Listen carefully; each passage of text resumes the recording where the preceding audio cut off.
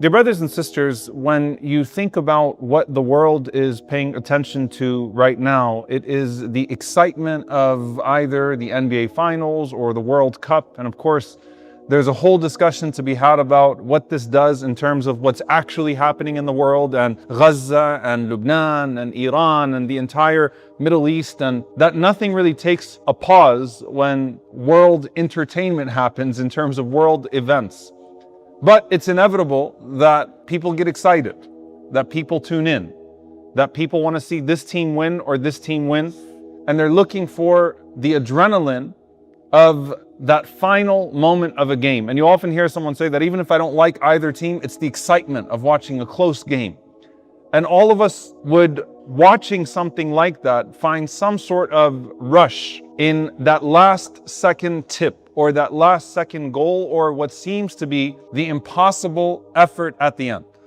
And subhanAllah, I want you to think about this, and it has very little to do with my khutbah, by the way, but I do want you to think about this for a moment, that it doesn't matter how many stats you have as an individual player, it doesn't matter what you actually put forth in terms of a body of work as a team. It all comes down to the last few seconds of the game, that last tip, the last whatever it may be, the last goal, and then everything else is negated. Even if you had the best game in the world, if you messed up at the end, none of it actually counts. No one remembers the statistics, no one remembers the effort, no one remembers any of that.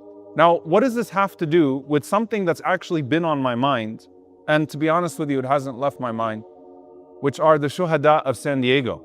Brother Amin, Brother Nadir, Brother Abu al-Izz, rahmatullahi alayhim jami'an. May Allah have mercy on them all three of those men. May Allah subhanahu wa ta'ala reward them and accept them as shuhada, Allahumma ameen, and all of the shuhada around the world.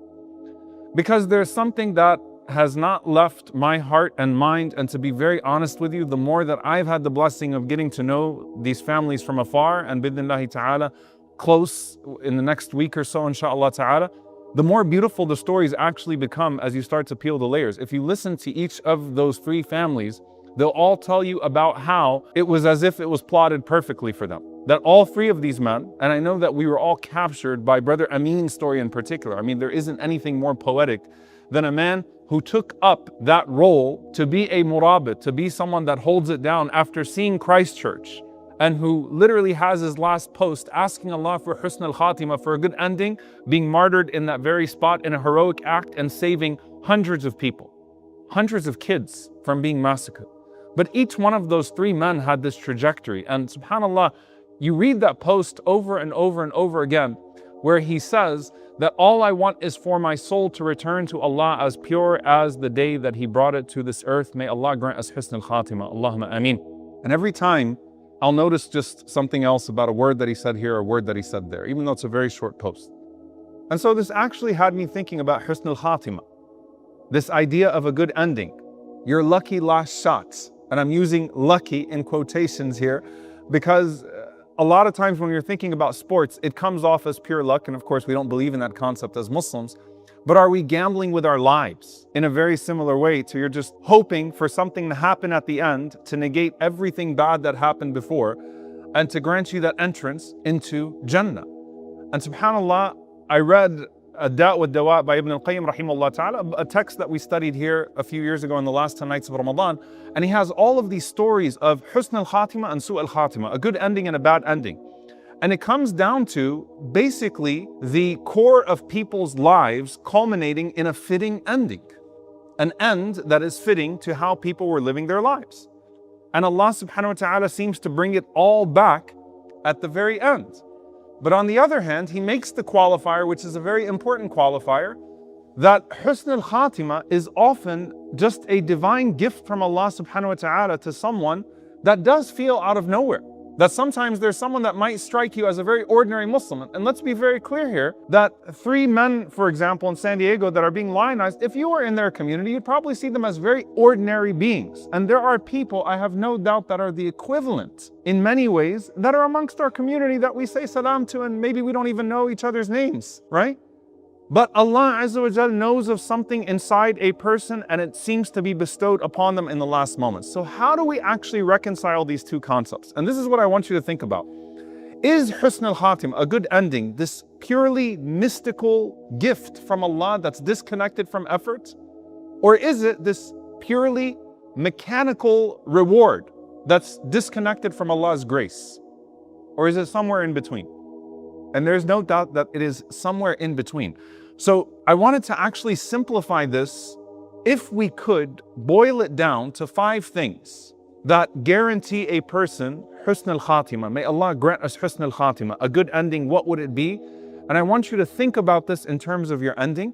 And the very first thing is al-Ikhlas, is sincerity. Sincerity in the beginning. A good end is tied to a sincere beginning, as is everything else. إِنَّمَا الْأَعْمَالُ بِالنِّيَّاتِ.